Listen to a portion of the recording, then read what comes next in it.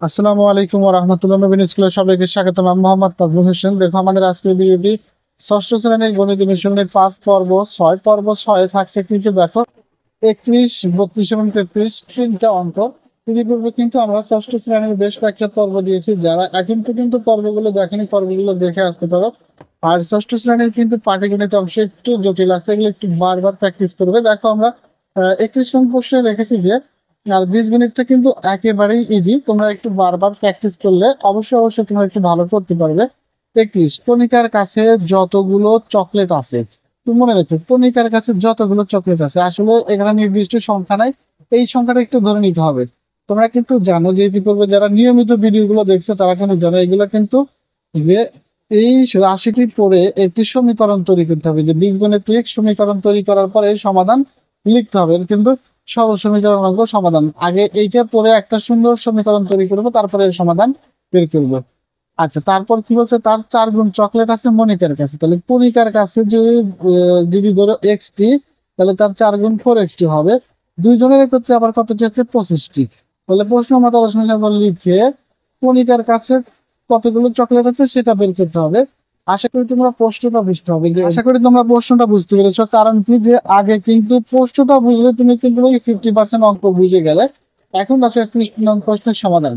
তবে 31 নম্বর শুরুতেই প্রথমে কিন্তু আমরা লিখতে পারি মনে করি। দেখো আমরা কি লিখবো, অবশ্যই যে মনে করি কথাটা লিখবো। মনে করি প্রথমে কার করি, কণিকার আছে একটি চলকেট। কি লিখবো, যে কণিকার আছে, দেখো যে কণিকার আছে একটি চকলেট। এইভাবে ঠিক এইভাবে প্রথমে একটু লিখবে। আচ্ছা, চকলেট। এরপরে আমরা কি লিখবো, তাহলে মনিকার আছে কয় গুণ, মনিকার আছে, তার যদি 4 গুণ হয় তাহলে 4 গুণ এক্স সমান সমান আমরা তাহলে লিখতে পারি যে 4xt। কতটি, 4xt লজেন আছে। তাহলে কণিকার আছে এক্সটি আর মনিকার আছে 4xt। তাহলে দেখো এখন আমরা কি লিখবো প্রশ্ন মধ্যে, কারণ এখানে কি লেখা রয়েছে, এখানে লেখা রয়েছে যে এক্সটি আর 4xt এই মোট। আর এখানে কিন্তু দেখো যে দুইজনের একত্রে 25টি লজেন রয়েছে, সেটা লিখবো। তাহলে সরাসরি কিন্তু আমরা এখন কি লিখবো, যে প্রশ্ন মতে দেখো মোট চকলেট, তাহলে x plus 4x is equal to 25টি। কারণ কি, এখানেও যে দুইজনের মোট আর এখানে দুইজনের মোট, তাহলে কিন্তু দেখো সহজে হিসাব, যে প্রথমে এই সমীকরণটা আগে তৈরি করে নিতে হবে।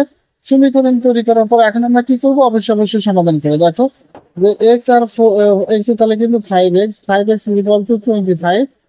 তাহলে এখন দেখো কি লিখবো, এক্স এর মান বের করবো। তাহলে কিন্তু 5 গুণ আকারে ছিল, তাহলে এই 5টা এই পাশে নিয়ে আসবো। তাহলে কিন্তু দেখো আমরা যদি লিখি তাহলে কিন্তু 5 ভাগ আকারে দিব, 5 5 25। অর্থাৎ এখানে কিন্তু এক্স এর মান কত বের হলো, 5। তাহলে কিন্তু বোঝা যায় কণিকার লজেন আছে কয়টি, 5টি। তাহলে দেখো কণিকার চকলেট আছে কয়টি, 5টি। এটাই কিন্তু অ্যান্সার। আচ্ছা, এখন দেখো শুদ্ধি পরীক্ষা যদি মিলাইতে চাও, তাহলে ওর ছিল কণিকার আছে কয়টি, 4। তাহলে 4 5 20, 20 আর 5 25টি। তাহলে কিন্তু অঙ্কটা মিলে গেছে। আশা করি তোমরা অঙ্কটি বুঝতে পেরেছো। একেবারে ইজি ছিল, যে এখানে কিন্তু প্রথমে বই পড়ে পড়ে কি করা লাগবে, তোমার আগে সমীকরণ তৈরি করতে হবে। সমীকরণ তৈরি করার পর সমাধান করতে হবে। আশা করি যে এইভাবে কিন্তু প্রতিটি অঙ্ক তোমরা করতে পারবে। এখন দেখো আমরা 32 নং প্রশ্নের সমাধান করাবো। এরপর দেখো 32 নং প্রশ্নের সমাধান করাবো। দেখো 32 নং প্রশ্ন রয়েছে দুটি ক্রমিক স্বাভাবিক জোড় সংখ্যা। একটু মনে রাখো, জোড় সংখ্যার যোগফল যদি 30 হয় তাহলে সংখ্যা দুটি নির্ণয় করো। তাহলে প্রথমেই কিন্তু আমরা লিখতে পারি মনে করি বা ধরি, যে কোনো একটা কথা কিন্তু লিখে দেবে, ধরি।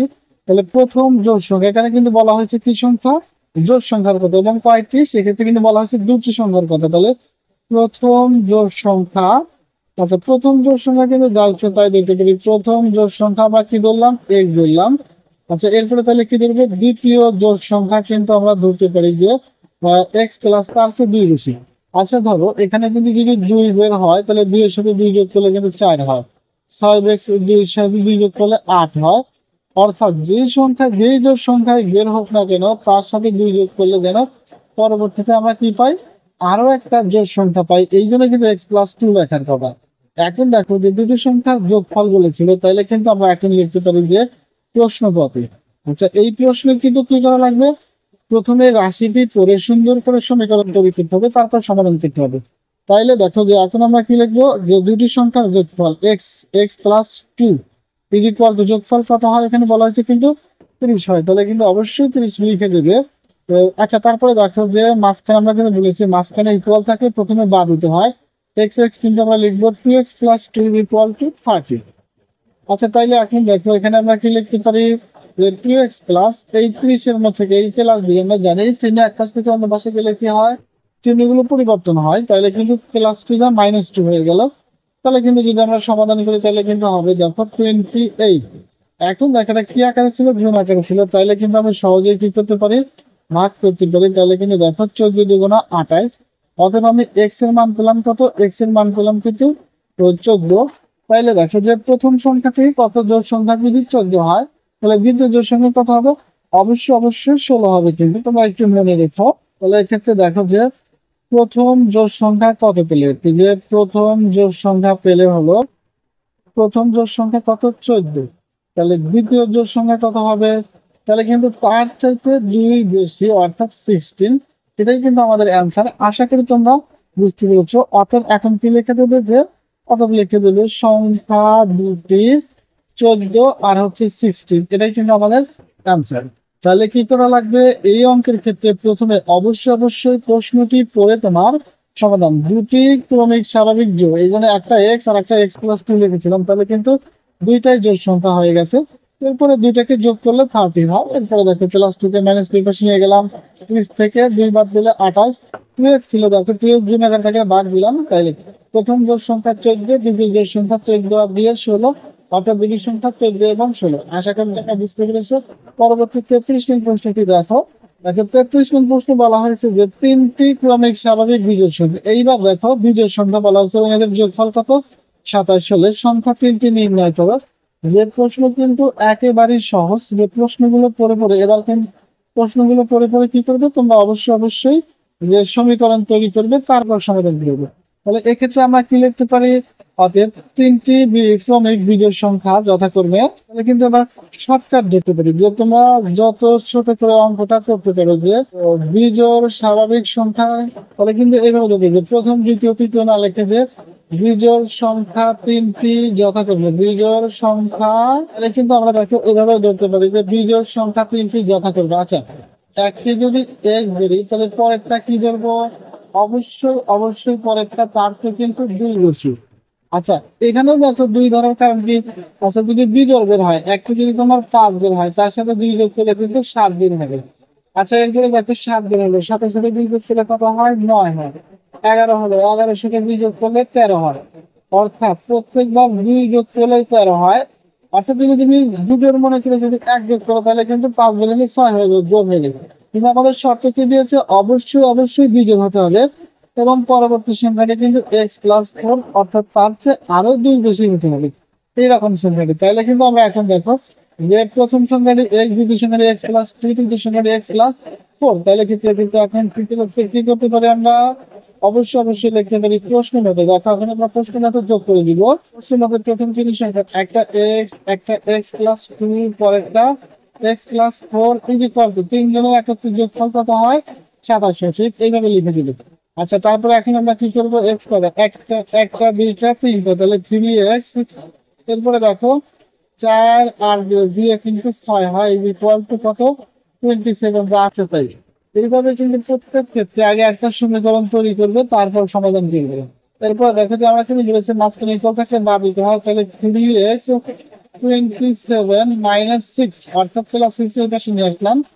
এখন দেখো 3x ইকুয়াল টু কত, 27 থেকে 6 বদলে কিন্তু 21 অর্থাৎ 21 থাকে।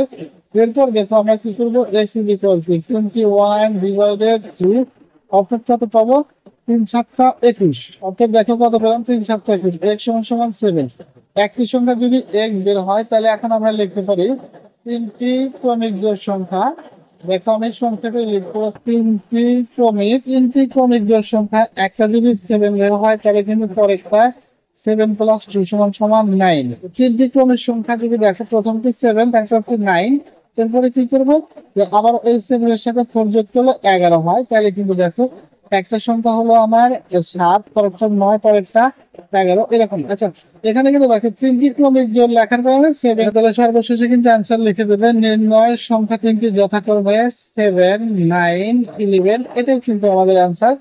আশা করি তোমরা বুঝতে পেরেছো। অর্থাৎ প্রথমে তোমাকে কি করতে হবে, তোমাকে কিন্তু অবশ্যই যে প্রশ্ন পড়ে এই প্রশ্নটি পড়ে পড়ে আগের সমীকরণ তৈরি করতে হবে। সমীকরণ তৈরি করার পর এইভাবে সমাধান করতে হবে। যে আশা করি যে কিন্তু আমরা কিন্তু একেবারে ইজি ছিল, তোমরা বুঝতে পেরেছো। পরবর্তী ভিডিওগুলো পেতে সাবস্ক্রাইব করে আমাদের সাথেই থাকো।